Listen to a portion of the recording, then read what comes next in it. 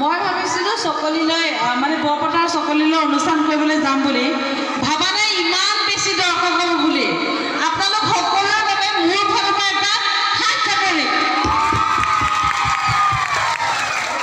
পোনপ্ৰথমে সকলোকে এই পেটলিজনীৰ ফালৰ পৰা ৰঙালী বিহুৰ ওলগ জনালোঁ দেই।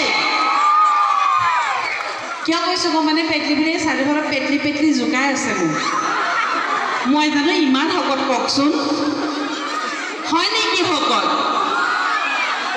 হয় যদি হাত ডাঙকচোন চাওঁ, আৰু যদি নহয় হাত ডাঙক চাওঁ। যেতিয়া পেটলি হয় বুলি কৈছে তেতিয়া কম হাত দাঙিছে হয়নে?